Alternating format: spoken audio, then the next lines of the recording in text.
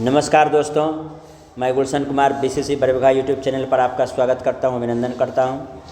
आज हम भारतीय राजनीति पर चर्चा करने जा रहे हैं, जिसमें हम याद करने वाले महत्वपूर्ण तथ्यों पर चर्चा करेंगे।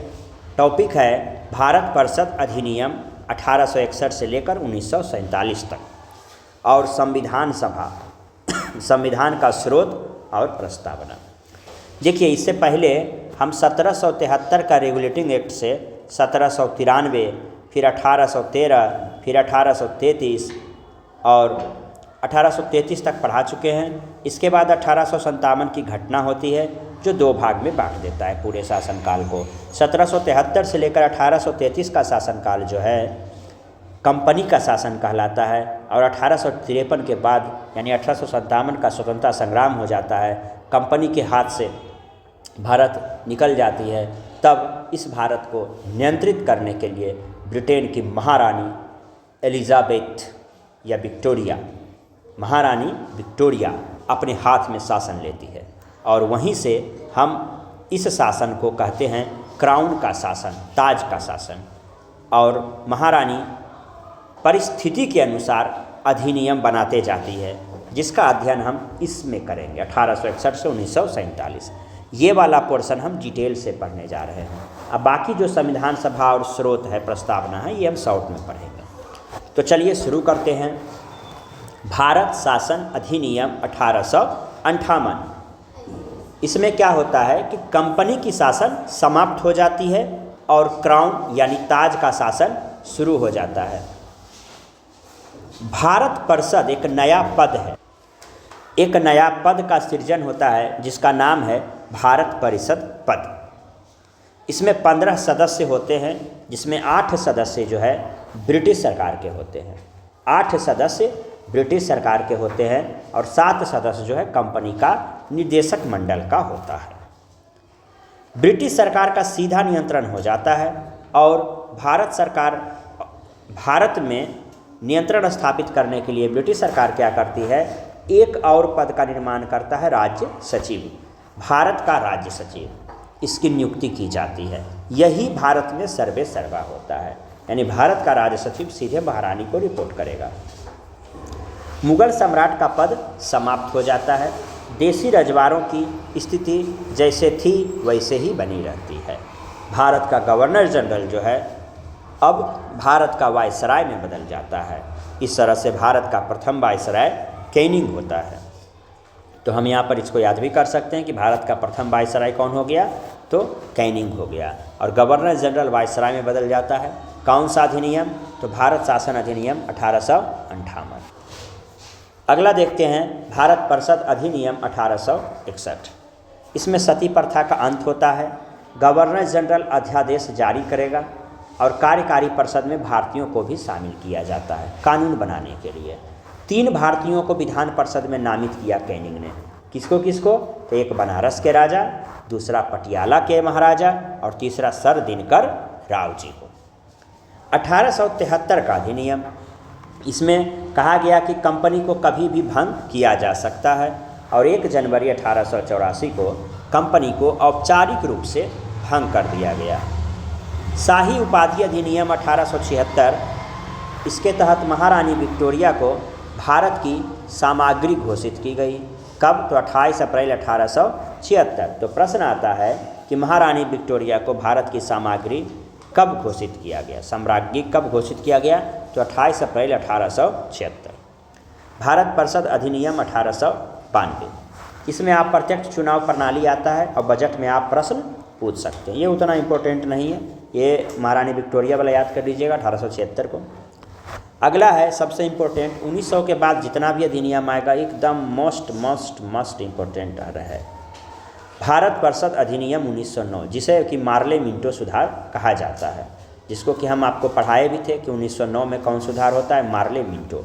अब ये समझिए कि ये मार्ले कौन है। तो भारत को नियंत्रण करने के लिए महारानी जो है 2 सबसे बड़ा पद का सृजन करती है, 2 अधिकारी को भेजता है। एक है जो भारत में रहकर भारत के प्रति जिम्मेदार होता है, वो होता है वायसराय। दूसरा होता है लंदन में रहकर भारत के लिए जिम्मेदार होता है, लंदन में रहकर भारत को कंट्रोल करने वाला, उस पद का नाम था राज्य सचिव। तो एक राज्य सचिव होता है जो भारत में नहीं रहता है बल्कि लंदन में रहता है। एक वायसराय होता है जो भारत में रहता है, जैसे मार्ले मिंटो सुधार, इसका मतलब है मार्ले भारत का राज्य सचिव है, कहाँ रहता है? लंदन में। और मिंटो, लॉर्ड मिंटो वायसराय है जो कहाँ रहता है? भारत में। यानी वायसराय रिपोर्ट करेगा किसको? राज्य सचिव को, और राज्य सचिव रिपोर्ट करेगा महारानी को। इस तरह से भारत का शासन कंट्रोल हो रहा था। तो मार्ले हो गया राज्य सचिव और मिंटो हो गया वायसराय। तो मार्ले मिंटो सुधार इसका उपनाम है, सबसे कम समय तक चला जी। यही एक अधिनियम है अंग्रेज का 1773 से लेकर 1947 तक के बीच का, जो सबसे कम समय चला। इस मार्ले मिंटो सुधार में पहली बार मुस्लिम के लिए पृथक प्रतिनिधित्व का चर्चा किया गया है, यानी मुस्लिम को वोट देगा, ऐसा चर्चा लाया गया। इससे क्या हुआ? सांप्रदायिकता का माहौल फैल गया, और जब यह पारित हो गया मार्ले मिंटो सुधार, तो सांप्रदायिकता को वैधानिकता मिल गई, यानी कानूनी रूप से वह सही हो गया। इसीलिए लॉर्ड मिंटो को सांप्रदायिक निर्वाचन के जनक कहा जाता है। तो आपको याद रखना है कि लॉर्ड मिंटो को किसका जनक कहा गया है? तो सांप्रदायिक निर्वाचन का जनक। और पहली बार मुस्लिम के लिए पृथक प्रतिनिधित्व का चर्चा किस में आया? तो भारत परिषद अधिनियम 1909 या मार्ले मिंटो सुधार 1909 में, जहां मार्ले क्या था? भारत का राज्य सचिव था, और मिंटो क्या था? भारत का वायसराय था। राज्य सचिव कहाँ रहता था? लंदन में, और वायसराय कहाँ रहता था?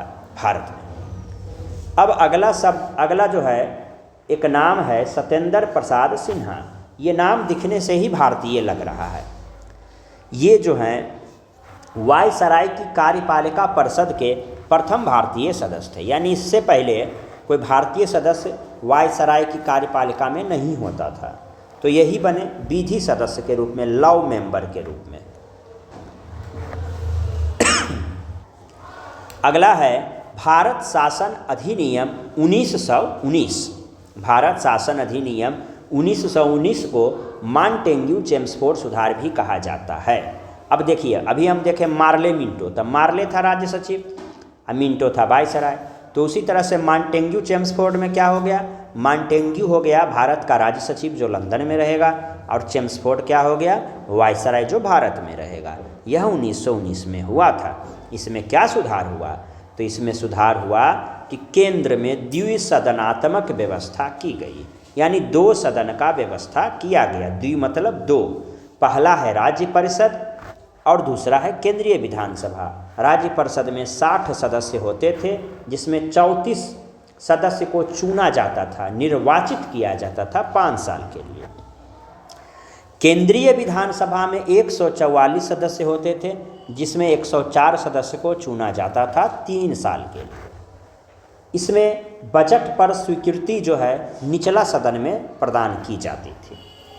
द्वैध शासन प्रणाली। अब देखिए, द्वैध शासन प्रणाली, ड्यूअल, यानी दो तरह का कंट्रोल होगा। यह प्रांत में प्रवर्तनीय हुआ। प्रांत मतलब क्या है? राज्य। केंद्र मतलब क्या है? देश।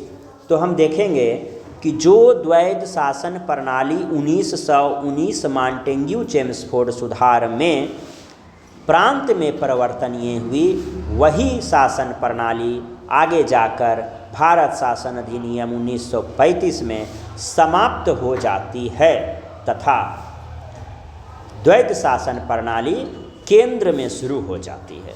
तो आप यहाँ इसको दोनों तरह से याद रखिएगा कि द्वैध शासन प्रणाली 1919 में प्रांत में आया, लेकिन समाप्त कब हुआ? 1935 में। और 1935 में क्या शुरू हो गया?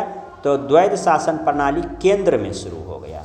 तो प्रश्न पूछेगा कि केंद्र में द्वैध शासन प्रणाली कब शुरू हुआ? तो भारत शासन अधिनियम 1935। अब पूछेगा कि प्रांत में द्वैध शासन प्रणाली कब खत्म हुआ? तो भारत शासन अधिनियम 1935।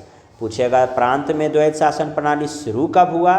तो मॉन्टेग्यू चेम्सफोर्ड सुधार 1919 या भारत शासन अधिनियम 1919।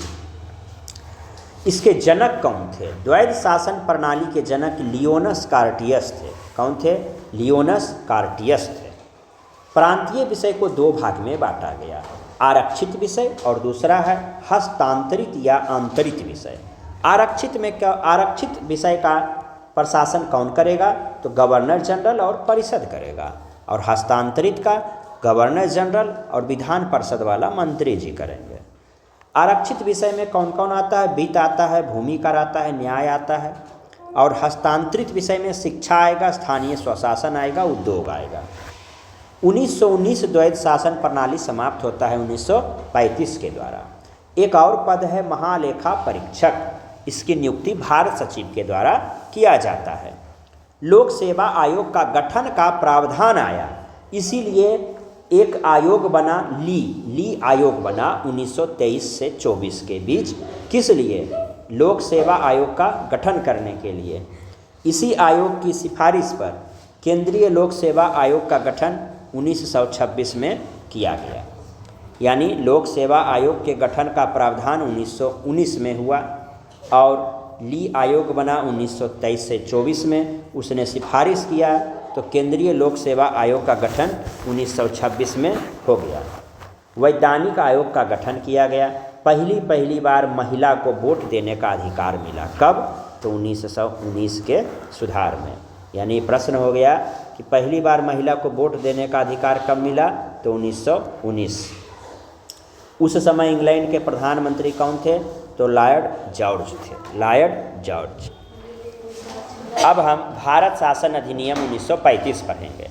भारत शासन अधिनियम 1935 में 321 अनुच्छेद और 10 अनुसूची है। भारत शासन अधिनियम 1935 321 अनुच्छेद और 10 अनुसूची थे। इसी के तहत अखिल भारतीय संघ बना। प्रश्न आएगा कि अखिल भारतीय संघ किस अधिनियम के तहत बना? तो 1935 का भारत शासन अधिनियम। इसमें प्रांतीय स्वायत्तता यानी प्रांत को स्वायत्तता मतलब फ्रीडम दिया गया द्वैध शासन से। यानी प्रांत में द्वैध शासन समाप्त हो गया और केंद्र में द्वैध शासन प्रारंभ हो गया। 3 सूची बना, परिसंघ सूची, प्रांतीय सूची, समवर्ती सूची। अब बाकी जो बचा खुचा शक्ति था, अवशिष्ट विधायी शक्ति, गवर्नर या वायसराय के पास चला गया। प्रश्न आता है कि 1935 के शासन अधिनियम के तहत अवशिष्ट शक्तियाँ किनके पास थी? तो वायसराय या गवर्नर जनरल के पास थी। और अभी भारत में अवशिष्ट विधायी शक्तियाँ किसके पास है? केंद्र के पास है। अब ये अवशिष्ट शक्तियाँ क्या है? तो 3 सूची में बांटा गया है, संघ सूची, राज्य सूची और समवर्ती सूची। इस तीनों सूची में दिए गए विषयों के अलावा यदि कोई अन्य परिस्थितियों से उत्पन्न हो जाती है कोई नया विषय, तो वह विषय का मालिक कौन रहेगा? तो वह विषय का मालिक अभी के समय में केंद्र होगा। जैसे कि कोरोना, 3 तलाक का मुद्दा, ये सारा विषय का मालिक कौन होगा? केंद्र। और पहले कौन था? गवर्नर। संघीय न्यायालय की स्थापना होती है 1937 में। इसकी अंतिम शक्ति प्रीवी काउंसिल लंदन के पास रहती है। ब्रिटिश संसद की हमेशा से सर्वोच्चता रहा है। सांप्रदायिक निर्वाचन जो पार्लियामेंटों का सुधार से जो चलता रहा था उसको और विस्तार किया गया, ये नहीं कि उसको कम किया गया। इसमें प्रस्तावना नहीं था। बर्मा को भारत से अलग किया गया। अदन को जो है इंग्लैंड में शामिल कर दिया गया। अब बरार को मध्य प्रांत में शामिल कर दिया गया। और अभी जो आप सुनते हैं बैंकों का बैंक का पिता कौन? तो reserve bank of India, RBI की स्थापना इसी अधिनियम के तहत 1935 में होती है। मताधिकार का विस्तार किया गया। 10% जनसंख्या को वोट देने का अधिकार मिला। अब हमारा देश आज़ाद होगा। 1947 का भारतीय स्वतंत्रता अधिनियम। संविधान सभा विधानमंडल के रूप में कार्य करेगा। कब तक? जब तक कि संविधान का निर्माण ना हो जाए। अब तब तक किसके द्वारा शासन होगा? तो जो अभी हम पढ़े भारत शासन अधिनियम 1935 के द्वारा। यह भारतीय स्वतंत्रता विधेयक 1947 4 जुलाई 1947 को प्रस्तावित होती है और 18 जुलाई 1947 को स्वीकृत हो जाती है। इसमें 20 धारा थे। इसमें कितने धारा थे? 20 धारा। तो अब यहाँ पर जो है भारत शासन अधिनियम 1935 से शासित होगा। कब तक? जब तक कि संविधान का निर्माण ना हो जाए। अब संविधान का निर्माण कौन करेगा? तो संविधान सभा करेगा। यानी 1935 का शासन अधिनियम चलेगा कब तक? जब तक कि संविधान का निर्माण ना हो जाए, और संविधान का निर्माण होने तक किससे शासन होगा? संविधान सभा से होगा। और उसके बाद हमारा देश किससे चलेगा? संविधान से चलेगा। तो 3 बात था, 1 भारत शासन अधिनियम 1935, 2 भारत का संविधान सभा, और तीसरा संविधान। तो 1935 को हमने देख लिया है। अगला वीडियो में हम भारत का संविधान सभा पर चर्चा करेंगे कि संविधान सभा संविधान कैसे बनाती है और क्या क्या महत्वपूर्ण तथ्य से प्रश्न पूछा जाता है। उसके बाद फिर चलेंगे संविधान।